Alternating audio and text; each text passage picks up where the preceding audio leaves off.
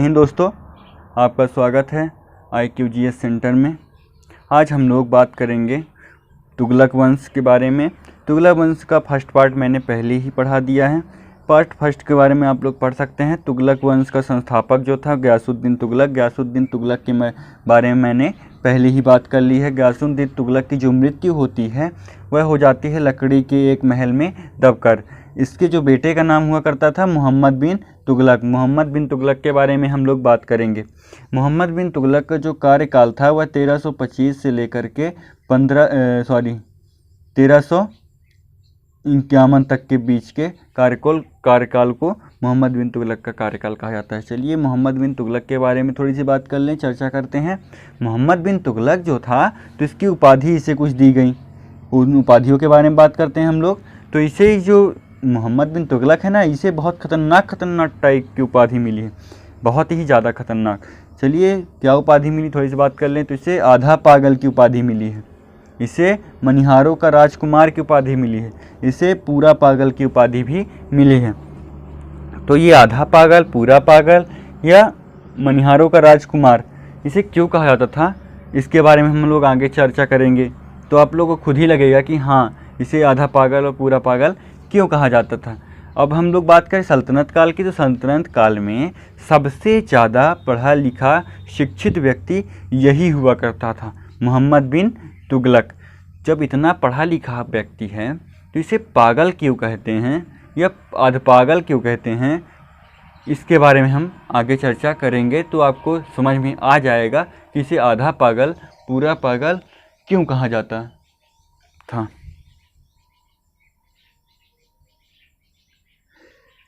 सल्तनत काल में सबसे बड़ा साम्राज्य जो है मोहम्मद बिन तुगलक का हुआ करता था। जो सल्तनत काल थी उसमें सबसे बड़ा राज्य जो हुआ करता था, साम्राज्य हुआ करता था, वह मोहम्मद बिन तुगलक का हुआ करता था। अब ये जो व्यक्ति था, इससे पहले के जो राजा हुआ करते थे, तो वो लोगों के पास क्या था कि कुछ राज्य को वो नहीं जीत पाए, लेकिन ये जो राजा हुआ करता था तो ये सारे ही राज्यों को जीतने का काम किया। ये इसे दर्शन शास्त्र में रुचि थी। आपको मैंने पहले ही बता दिया है कि यह काफ़ी पढ़ा लिखा हुआ व्यक्ति हुआ करता था।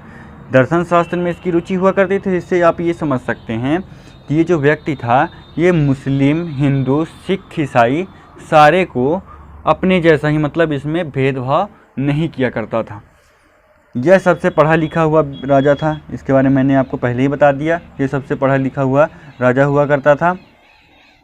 अब बात करते हैं 1327 की।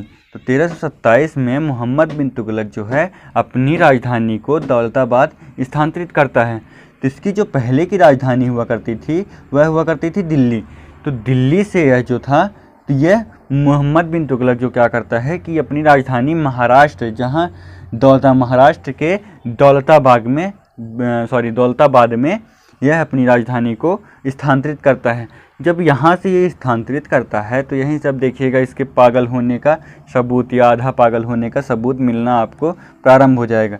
तो पहले ये क्या करता, सोचता है, इसके दिमाग में आता है कि मैं जो हूँ तो अभी दिल्ली में हूँ, तो मेन सेंटर में मैं नहीं हूँ, भारत के मैं मेन सेंटर में नहीं हूँ। तो मैं क्या करता हूँ कि अगर महाराष्ट्र में चला जाता हूँ तो मेरा जो हो जाएगा तो मेन सेंटर हो जाएगा। दक्षिण वाला जो एरिया है, दक्षिण भाग का एरिया है भारत का, ये जो दक्षिण भारत का एरिया है, तो इस पर भी मेरा उतना ही काबू हो जाएगा, मतलब मैं इस पे उतना ही अच्छे से राज्य कर पाऊँगा।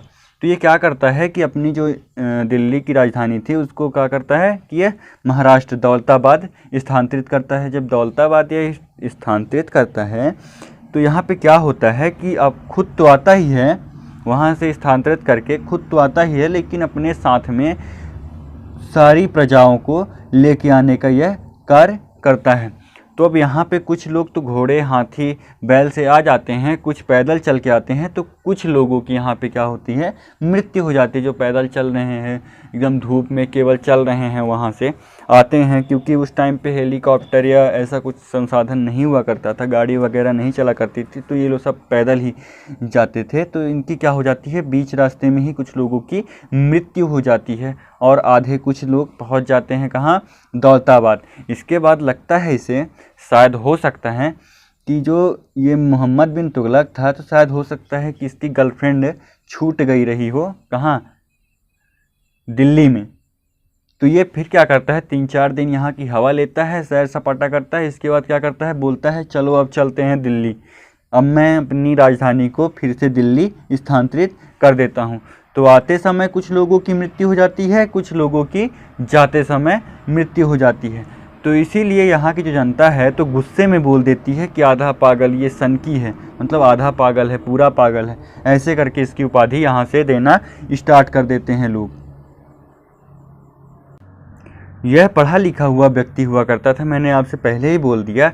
तो इसने होली का जो त्यौहार, हिंदुओं का जो होली का त्यौहार होता है, उसे भी इसने मनाने का काम किया है। इसने त्यौहार को बनाया नहीं है, मैं ऐसा नहीं कह रहा हूँ। इसने होली के त्यौहार, जैसे हिंदू लोग होली खेल रहे थे, तो ये भी उनके साथ होली खेलने का कार्य करता है, वह होली में शामिल हो जाता है। अब इसने मोहम्मद बिन तुगलक ने और क्या काम किए, इसके बारे में थोड़ी सी चर्चा कर लेते हैं। तो मोहम्मद बिन तुगलक जो है, उसने सती प्रथा को रोकने का प्रयास किया था।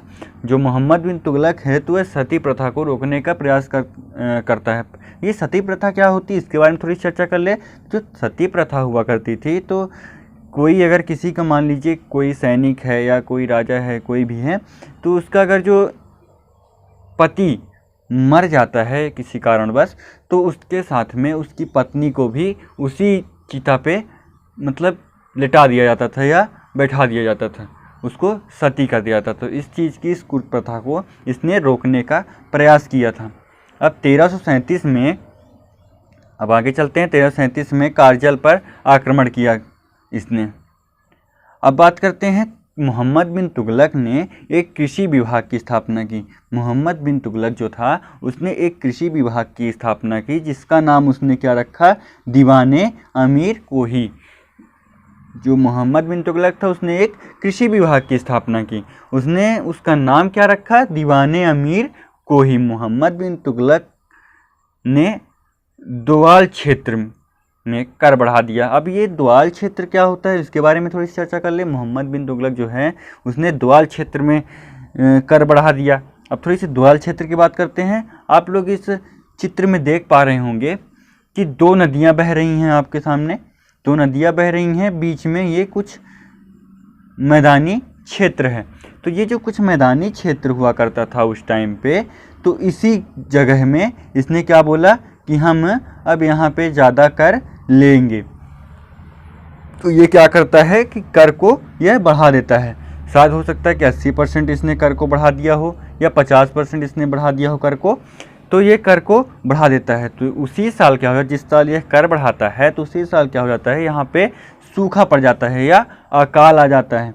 तो यहाँ पे क्या होता है, क्या हो जाता है क्षेत्र में, यहाँ पे कृषि होती ही नहीं है। फिर भी इसने क्या कहा कि मुझे कर, मैंने एक बार बोल दिया है कि मुझे कर चाहिए तो चाहिए, आपकी कृषि हो या ना हो, उससे मुझे कोई मतलब नहीं है, मुझे कर यहाँ पे चाहिए। मैंने 50% बोला है या 80% बोला है, तो उतना ही मुझे कर चाहिए।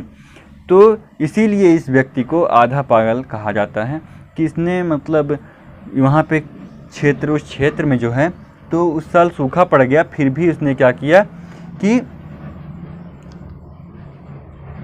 लोगों से उतना ही कर लेने का काम किया। अब थोड़ी सी बात कर लें, इसने एक मुद्रा जो है, इसने मुद्रा को भी बदलने का कार्य किया है। थोड़ी सी मुद्रा के बारे में बात कर लें, मुद्रा के बारे में बात कर लें अगर हम, तो ये जो पहले टाइम पे सोने चांदी की मुद्रा हुआ करती थी, तो इसने क्या बोला कि जो सोने चांदी की मुद्रा है वो आज से बंद हो जाएंगी, और इसके लिए आप लोग क्या करिए कि मेरे पास आके सारी सोने की मुद्राएं जो हैं तो वो जमा करवाइए, और यहाँ से मेरे से क्या लेके जाइए आप, सांकेतिक मुद्रा। इसने एक सांकेतिक मुद्रा का प्रचलन किया।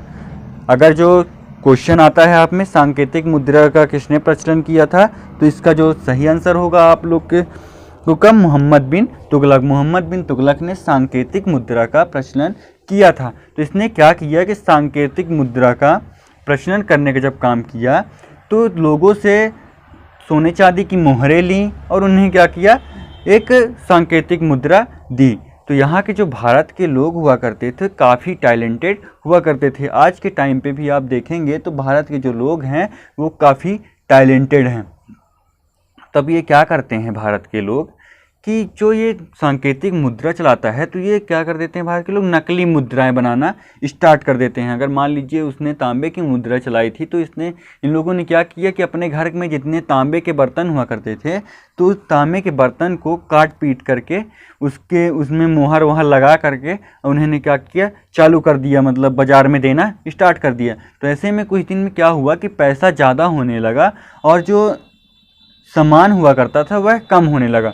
तो ये सोचता है जो राजा मोहम्मद बिन तुगलक है, ये सोचता है कि ये मैंने क्या कर दिया, मैंने तो बहुत बड़ी बेवकूफ़ी कर दी है जो मैंने प्रचलित मुद्रा चलाई।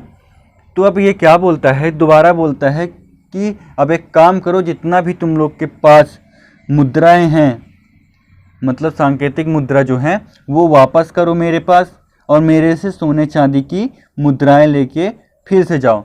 तो ये क्या करते हैं ये सारे लोग कि जितने भी घर में अगर जो एक गिलास भी बची हुई है तो उसको भी फोड़ फाड़ के इसकी चादर निकाल करके गिलास की उसमें भी सिक्का बनाने का ये काम कर देते हैं। इसके बाद क्या करते हैं, राजा के पास ले जाके जमा करवा देते हैं और वहाँ से सोने चांदी की मुद्राएं लेके आ जाते हैं वापस। तो अब यहाँ पे क्या होता है कि जितना इसके पास सोना चांदी रहा करता था, सोना चांदी की मोहरें हुआ करती थी, तो ये तो दे देता है अपने प्रजाओं को, तो इसकी सोने चांदी की मुद्राएं भी कम हो जाती हैं। अब बात करें थोड़ी सी मंगोल पर। इसने क्या सोचा कि मंगोल के लोग जो थे तो पहले भारत पे आक्रमण किया करते थे, तो इसने क्या किया कि हम अब क्या करेंगे कि 6 लाख की सेना बनाएंगे, 6 लाख की हम सेना बनाएंगे और क्या करेंगे, मंगोलों पर उल्टा आक्रमण हम कर देंगे। भारत अब क्या करेगा, मंगोलों पर आक्रमण करेगा, ऐसा ये सोचता है। तो ये क्या करता है, 6 लाख की सेना बनाता है और सब लोगों से बोल देता है कि अब तुम लोग युद्ध में तैयार हो जाओ, युद्ध लड़ने के लिए अब तैयार हो जाओ, अब कुछ दिन बाद हम लोग मंगोलों पर आक्रमण करेंगे। तो यहाँ के जो सैनिक हुआ करते थे तो उन्होंने बोला होगा इससे कि मतलब हम लोग जो हैं तो अगर मर जाएंगे राजा तो हमारे घर परिवार को कौन देखेगा।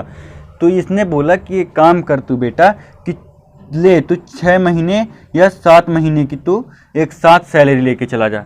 तो 6 महीने और साल भर की इसने सैलरी लोगों को दे दी, मतलब जो इसके सैनिक हुआ करते थे उनको 6 महीने साल भर की जो सैलरी थी इसने एक साथ दे दी।